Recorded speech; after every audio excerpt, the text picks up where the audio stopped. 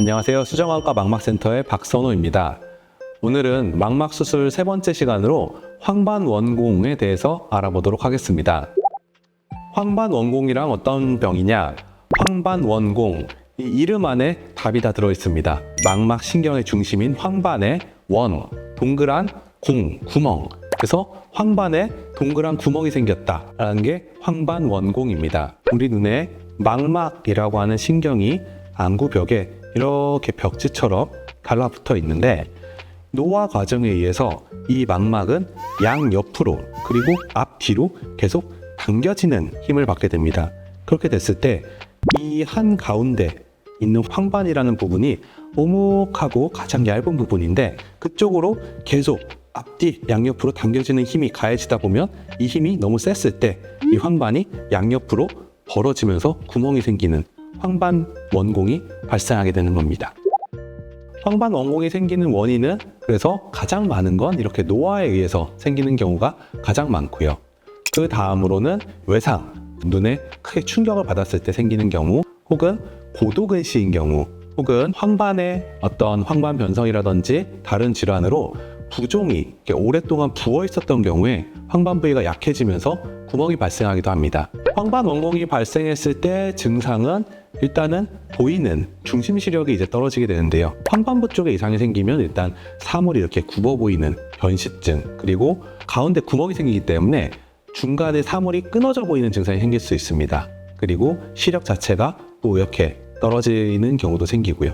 근데 일반적으로 이런 황반원공도 그렇지만 한쪽 눈에 병이 발생이 됐을 때 환자분들이 발견이 조금 늦어지게 되는 이유 중에 하나는 사람이 눈이 두 개이기 때문에 한쪽 눈의 시력이 좋게 되면은 두 눈을 다 뜨고 있으면 한쪽 눈의 시력이 떨어지더라도 그게 인지가 잘 안 되게 됩니다.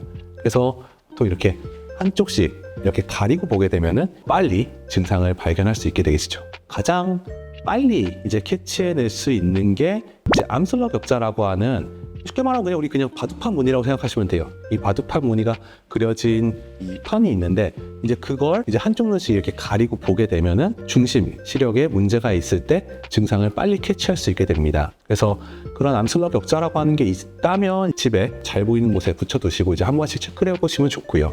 만약에 암슬러 격자 같은 게 없다라고 하면은 이제 일반적으로 이제 화장실 타일 그 줄눈이라든지 아니면 보도블럭 같은 데도 그냥 한 번씩 보시면 중심 시력에 문제가 있는 부분을 빨리 캐치하실 수 있으실 겁니다. 황반 변성이랑 황반 원공은 완전히 다른 병입니다. 황반 쪽에 이상이 있다라는 점은 같지만 황반 변성이라고 하는 거는 노화 과정에 의해서 우리 황반 변성은 크게 건성이랑 습성으로 나뉘게 되는데 황반 쪽에 드루젠이라고 하는 노폐물이 그냥 쌓이게 되는 거, 그게 건성 황반 변성이고, 그리고 이제 그 자리에 나쁜 신생혈관이라고 하는 혈관이 생기면서 그 혈관을 통해서 피나 물 같은 게 새나오게 되는 게 이제 습성 황반 변성. 황반 변성은 치료는 이제 우리가 습성 황반 변성이 생기면 이제 눈에 주사를 맞게 되는 거죠. 그리고 황반 원공은 말씀드린 대로 황반 자체가 이렇게 옆으로 찢어지면서 갈라지면서 구멍이 난 거라 이거는 수술을 해서 구멍을 막아주게 되는 거고요. 황반 원공의 치료는 수술입니다. 눈 안에 기구를 삽입해서 이 안에 있는 유리체를 다 제거하고 난 다음에 황반 원공 주변에 있는 망막의 가장 위층인 내경계막이라고 하는 층을 얇게 한꺼풀 벗겨냅니다.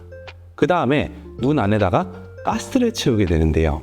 눈 안에다가 가스를 넣게 되면 가스는 물보다 가볍기 때문에 가스는 위로 뜨는 성질이 있죠. 그렇기 때문에 가스가 이제 그 구멍 주변을 밀어주면서 구멍이 안쪽으로 모이면서 구멍이 막히게 되는 건데, 가스는 위로 뜨기 때문에 이 가스가 위로 뜨는 힘을 제대로 받기 위해서는 이런 식으로 위치가 돼야 됩니다. 그렇게 되면은 결국 눈이 지금 아래쪽으로 이런 식으로 고개를 숙이는 자세로 눈이 아래쪽으로 가게 되고 뒤통수가 위로 가게 되면 가스가 위로 뜨면서 이 황반 부위를 눌러주게 되는 거죠.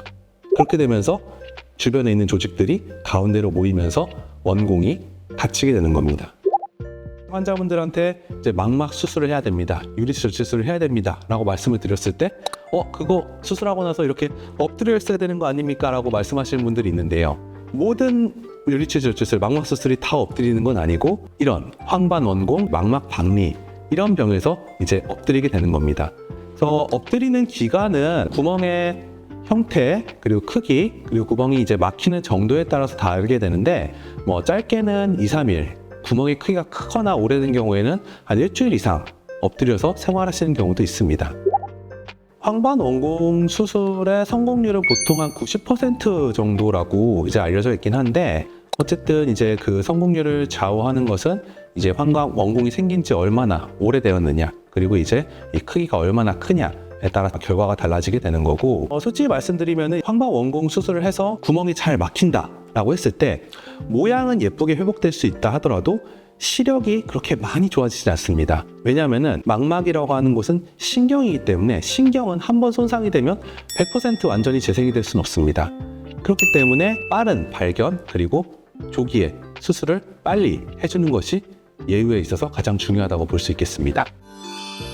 오늘은 황반 원공에 대해서 알아보았고, 다음 시간에는 유리체 출혈에 대해서 알아보도록 하겠습니다. 감사합니다.